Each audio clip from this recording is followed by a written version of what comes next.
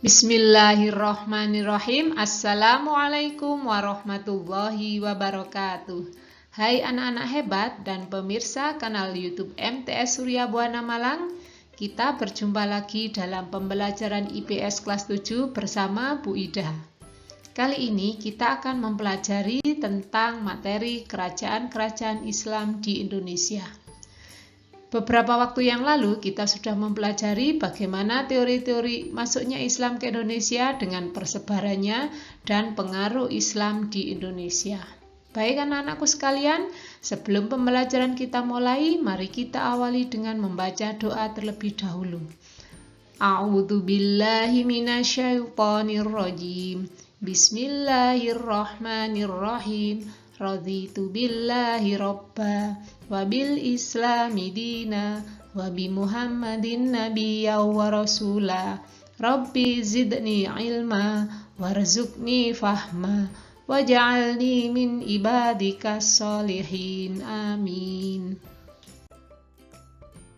Adapun tujuan pembelajaran yang akan kita pelajari kali ini adalah menjelaskan latar belakang berdirinya kerajaan-kerajaan Islam di Indonesia, menyebutkan bukti peninggalan kerajaan-kerajaan Islam di Indonesia, dan menjelaskan penyebab keruntuhan kerajaan-kerajaan Islam di Indonesia.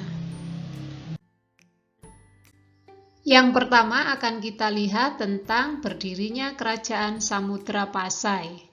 Kerajaan Samudra Pasai merupakan kerajaan Islam pertama di Indonesia yang terletak di daerah pantai timur Aceh, tepatnya di Laut Sumawe. Kerajaan ini dipimpin oleh raja yang pertama kali yaitu Sultan Malih Al-Saleh sekaligus sebagai pendirinya yang berkuasa sekitar pada tahun 1285 sampai 1297 Masehi. Kerajaan ini tidak berlangsung secara lama meskipun dari silsilah rajanya sudah mengalami banyak proses pergantian. Berdasarkan sumber sejarah yang diperoleh, sumber sejarah yang bisa dibuktikan yaitu ditemukannya batu nisan Sultan Malik As-Saleh dan catatan Marco Polo dan Ibnu Battuta sekitar tahun 1346 yang menyatakan bahwa Ibnu Battuta menyebut kerajaan Samudra Pasai dengan sebutan Sumutrah yang merupakan ejaan Samudra yang sekarang menjadi Sumatera. Sedangkan perekonomian kerajaan ini didukung oleh sektor perdagangan dengan kondisi perdagangan berupa perdagangan lada, sutra atau juga kapur barus. Dengan perdagangan ini mereka bisa menjalin hubungan dengan wilayah luar yang berbatasan dengan Samudra Malaka. Sedangkan bidang lain yaitu bidang agama memiliki peran penting dalam penyebaran agama Islam. Beliau sangat menganut ajaran Islam dengan persebaran teori pedagang Gujarat, di mana mereka juga menganut mazhab Syafi'i. Sedangkan keruntuhan kerajaan ini disebabkan karena adanya perebutan kekuasaan yang diawali dengan perang saudara. Selain itu juga karena adanya serangan dari Portugis. Setelah itu, kekuasaan kerajaan Samudra Pasai runtuh dengan masuknya kekuasaan kerajaan Aceh Darussalam. Setelah kemunduran kerajaan Samudra Pasai, maka berdirilah kerajaan Aceh yang didirikan oleh Sultan Ibrahim atau Ali Muhayyad Shah. Raja ini berhasil menguasai wilayah Pidi dan Samudra, bahkan mengusir Portugis dari wilayah Banda Aceh. Akan tetapi tidak berhasil karena beliau wafat dahulu, yaitu pada tahun 1530 Masehi. Kegiatan perekonomian didukung oleh sektor perdagangan lada, di mana daerah ini menjadi daerah bandar transito, yaitu daerah persinggahan para pedagang dari wilayah lain menuju ke Indonesia. Masa kejayaan kerajaan dipimpin oleh Sultan Iskandar Muda juga berhasil meluaskan wilayah sampai semenanjung Malaka dan sampai sebagian Sumatera kecuali wilayah Palembang dan Banten.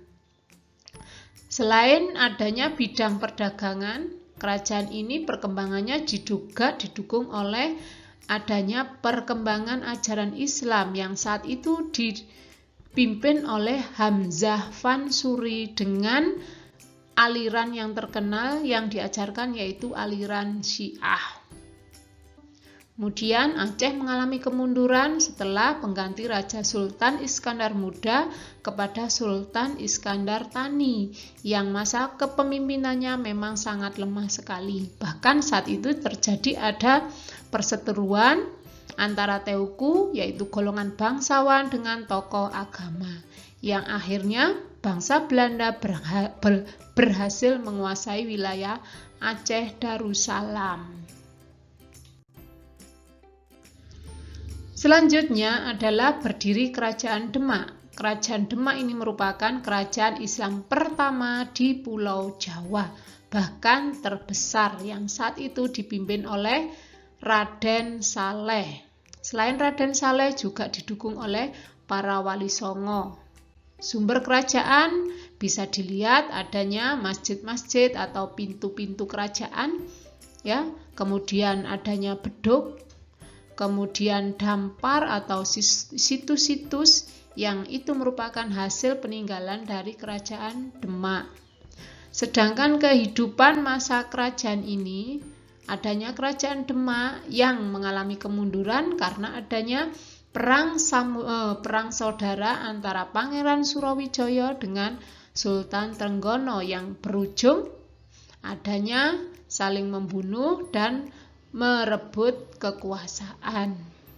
Dan pada tahun 1554 kerajaan Demak mengalami proses keruntuhan dengan adanya pemberontakan Joko Tingkir yang akhirnya mengalihkan pusat kekuasaan ke daerah Pajang. Adapun raja-raja yang pernah memerintah selain Raden Patah ada juga Pati Unus, Sultan Trenggono, Sultan Prawoto, dan Arya Penangsang. Di masa puncak kejayaan kerajaan ini di bawah kekuasaan Sultan Trenggono yang berhasil menaklukkan wilayah Daha, Madiun, dan Pasuruan. Selanjutnya adalah Kerajaan Banten. Kerajaan Banten ini pernah berjaya di daerah Pasundan, Jawa Barat sekitar tahun 1526 yang saat itu dipimpin oleh Sultan Maulana Hasanuddin yang merupakan anak dari Sunan Gunung Jati. Akan tetapi pemimpin yang terkenal di daerah Kesultanan Banten ini adalah Sultan Ageng Tirtoyoso karena dia berhasil memimpin kekuasaannya untuk melakukan perlawanan dengan VOC yang melakukan monopoli perdagangan yang merugikan Kesultanan Banten. Selain itu juga pada saat di bawah kekuasaan Fatahillah, Kesultanan ini menjadi pusat perdagangan dan membuat adanya ajaran tarekat dan tasawuf yang berkembang daerah tersebut. Sehingga daerah ini mengalami perkembangan Islam yang sangat terkenal sekali dengan adanya seni bela diri debus, yaitu bela diri yang menggunakan kekuatan gaib untuk mengeluarkan kekuatan tenaganya. Tetapi kerajaan ini mengalami keruntuhan akibat adanya perang saudara, yaitu Sultan Ageng Tirtoyoso, anaknya yaitu Sultan Haji yang berebut kekuasaan dari tangan sang ayah. Berikutnya akan kita lihat kekuasaan kerajaan yang ada di Indonesia bagian timur, yaitu Kerajaan Mataram. Dahulu kerajaan ini bernama Kerajaan Goa dan Talo. Setelah kekuasaannya beralih ke ajaran Islam, maka dirubah menjadi Kerajaan Makassar yang terletak di wilayah Sulawesi Selatan. Kerajaan ini menjadi pusat perdagangan yang merupakan penghubung antara Malaka, Jawa, Maluku sampai ke luar negeri. Masa kejayaan kerajaan dipimpin oleh Sultan Hasanuddin yang dikenal dengan nama Ayam Jantan dari Timur. Pada tahun 1660 Masehi terjadi perang antara Kesultanan Makassar dengan Raja Bone. Akan tetapi Kesultanan Makassar berhasil menumbangkan Raja Bone. Masa keruntuhan kerajaan disebabkan karena adanya perjanjian Bonggaya yang sangat merugikan wilayah kerajaan Makassar, karena sebenarnya perjanjian ini merupakan perjanjian yang istilahnya perdamaian dengan VOC, akan tetapi lebih banyak merugikan kerajaan Makassar yang akhirnya menyebabkan terjadinya keruntuhan. Berikut ini adalah kerajaan Mataram. Bisa kita lihat wilayah kekuasaannya. Mataram merupakan kerajaan yang berdiri paling luas di antara kerajaan-kerajaan yang lain. Memang awal mulanya kerajaan Mataram ini berdiri karena adanya Kesultanan Pajang yang diberikan kepada Hadiwijaya oleh Ki Ageng Pemanahan kira-kira pada tahun 1578. Masa kejayaan kerajaan ini dipimpin oleh Sultan Agung Haryakrakusumo karena beliau berhasil memperluas wilayah sampai Jawa Timur, Jawa Tengah, bahkan sampai ke Jawa Barat. Di samping itu juga didukung oleh sektor perekonomian berupa daerah pertanian. Bahkan juga berhasil mengembangkan di bidang budaya, yaitu dengan adanya perpaduan budaya antara Islam dan Hindu Jawa. Bisa kita lihat hasil peninggalannya seperti kerajaan ataupun benteng-benteng atau berupa gapura masuknya wilayah kerajaan. Setelah Sultan Agung wafat, maka kekuasaan dipimpin oleh Amangkurat I. Dia berhasil menjalin hubungan dengan VOC yang akibatnya terjadi perpecahan konflik politik yang mengakibatkan wilayah kekuasaannya terbagi menjadi dua wilayah, yaitu Kesultanan Ngayogyakarta dan Surakarta yang tertuang pada Perjanjian Giyanti. Adapun peninggalan kerajaan ini juga sangat banyak sekali, bahkan sampai sekarang masih dijadikan sebagai budaya yang perlu dilestarikan. Selanjutnya adalah Kerajaan Ternate. Kerajaan ini berdiri di Maluku sekitar abad 1500 Masehi. Kerajaan ini merupakan peran yang terbesar dalam pengembangan ajaran Islam adalah peran dari para pedagang dan ulama. Saat itu Kerajaan Ternate muncul 4 kesultanan, yaitu Ternate, Tidore, Jailolo, dan Bacan, yang terkenal dengan istilah Maluku Keirena atau Maluku di 4 kesultanan. Di masa pemerintahannya, Maluku terkenal dengan penghasil rempah-rempah, yaitu berupa cengkeh dan pala. Bahkan merupakan wilayah yang paling maju di antara kerajaan-kerajaan yang lainnya. Sehingga adanya persaingan ini menyebabkan kesultanan terpecah menjadi 2, yaitu Uli Lima dan Uli Siwa. Pada tahun 1521 Masehi datanglah penjajah, di mana 2 penjajah ini berpihak kepada 2 pemerintahan, yaitu Portugis berpihak kepada Ternate, sedangkan Spanyol berpihak kepada Tidore. Kan tetapi di akhir kerajaan ini, Setelah Spanyol pergi, maka Portugis berusaha untuk menguasai Maluku yang saat itu dipimpin oleh Sultan Hairun atau Kesultanan Ternate.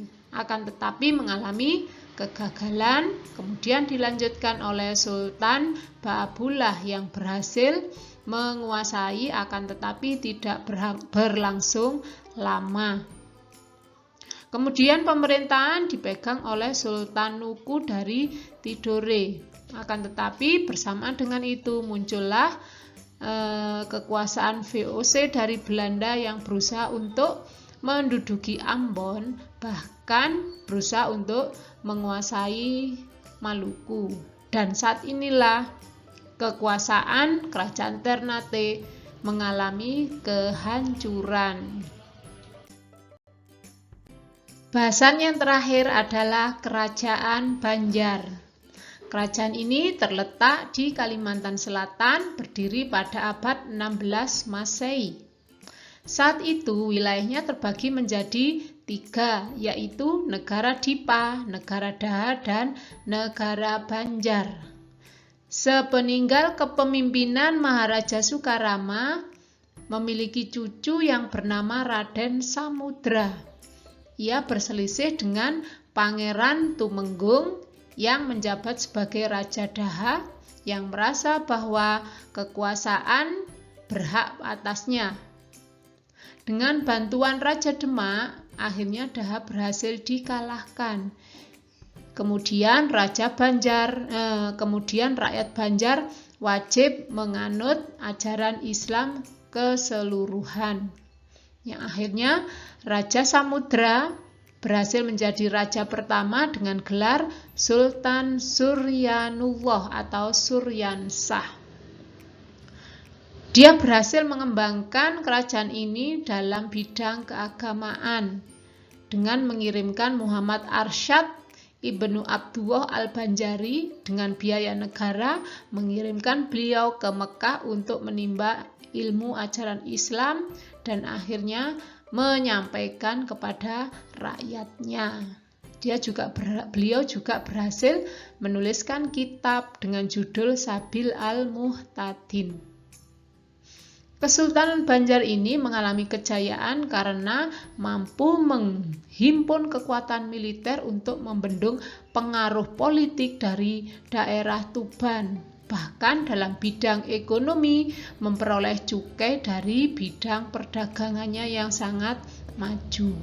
Akan tetapi juga berangsur-angsur mengalami kemunduran pada masa Sultan Adam Al-Wasik karena adanya campur tangan Belanda dalam pergantian Sultan Banjar. Anak-anakku semua dan pemirsa kanal YouTube MTS Surya Buana Malang, demikian tadi penyampaian materi tentang kerajaan Islam di Indonesia. Semoga bermanfaat untuk pembelajaran. Dan mohon maaf apabila ada kekurangan dan kesalahan. Mari pembelajaran ini kita tutup dengan membaca doa akhir majelis. Bismillahirrahmanirrahim. Subhanakallahumma wa bihamdika asyhadu an la ilaha illa anta astaghfiruka wa atubu ilaik. Walhamdulillahi rabbil alamin. Sampai jumpa dengan pembelajaran berikutnya. Wassalamualaikum warahmatullahi wabarakatuh.